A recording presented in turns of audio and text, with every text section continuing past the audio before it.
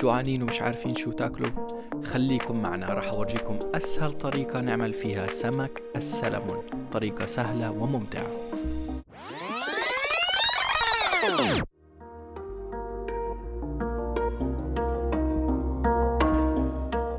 أول شي بنضيف شوي من زيت الزيتون. قوم بتحريك الصينية، خلي الزيت يتوزع على كامل أنحاء الصينية وحطها بالفرن لمدة 5 دقائق على درجة حرارة 180.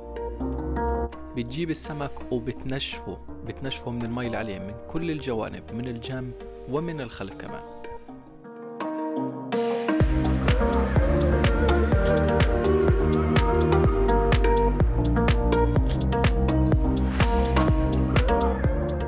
بعد هيك حط الكزبرة وزعتر وقوم بدقهم دقا جيدا.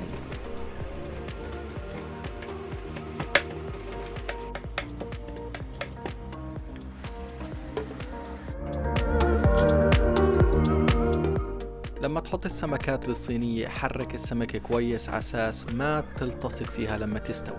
طبعا أنا أتعمد عمل ميكس بالعامية والفصحى للمزاح ليس أكثر.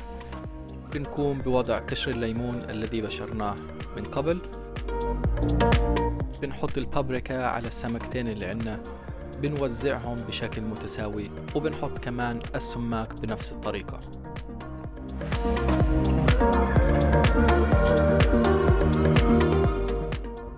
بعدين بنروح على الزبدة، بنقطعها قطع صغيرة، بنوزعها على قطعتين السمك اللي عنا بالتساوي. بنحط السمك في الفرن على درجة 180 لمدة 17 دقيقة. وهي طلع الزاكي يا شباب وصبايا. I was knocked down, heard the countdown through the haze in the face of defeat, yeah.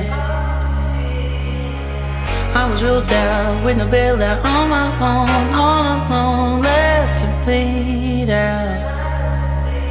But I rose up from the ground, just like I was spellbound. All the odds were against me, so I picked up the pace, and now I'm in the race. Give me some space. I'm a movement and I ain't losing. Gonna go, go, go, go. Like a bullet, won't take no bullshit.